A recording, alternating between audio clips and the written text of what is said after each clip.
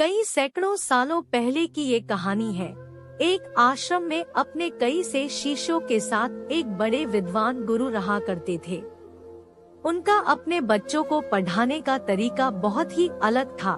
किसी भी बात को समझाने के लिए कुछ ऐसे उदाहरण प्रैक्टिकली करके दिखाते थे जिससे बात बड़ी आसानी से समझ में आ जाए।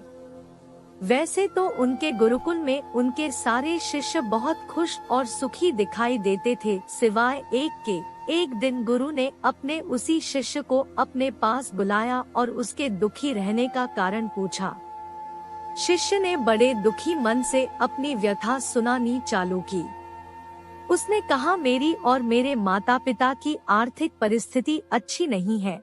मेरे परिवार में हमेशा कोई ना कोई बीमार रहता है। मेरा पढ़ाई में भी कभी मन नहीं लगता है।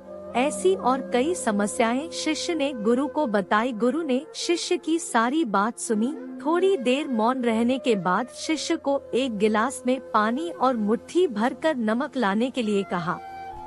गुरु के कहे अनुसार जब शिष्य दोनों चीजें लेकर आया तो गुरु ने नमक को गिलास में डालने के लिए कहा और फिर उसे पीने के लिए कहा।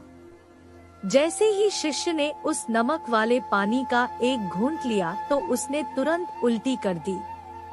गुरु ने उसे पूछा कि इसका स्वाद कैसा लगा।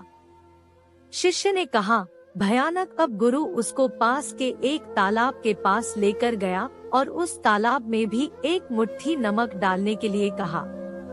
शिष्य ने तालाब के पानी में एक मुट्ठी नमक डाला। तब गुरु ने कहा कि अब इसका स्वाद बताओ कैसा है। शिष्य ने तालाब का थोड़ा सा पानी चखा और कहा कि बहुत अच्छा, मीठा है।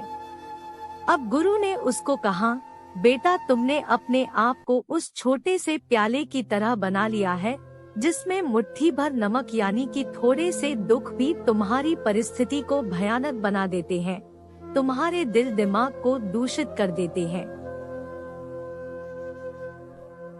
तुम्हें गिलास नहीं तालाब बनना होगा जिससे मुट्ठी भर तो क्या कई किलो नमक भी कोई फर्क ना ला सके। दोस्तों, यह प्राचीन कहानी हमें सिखाती है कि दुख दर्द हर किसी के जीवन में होते हैं, लेकिन हर किसी का नजरिया उनको देखने का, उनको सहन करने का एक समान नहीं होता है। इसलिए किसी को तो दुख बहुत बड़ा लगता है, किसी और के लिए वह कुछ भी ना हो। इसलिए हमें अपना नजरिया बदलना होगा ताकि हम हर दुख दर्द का सामना डटकर कर सके। दिन अपने पास।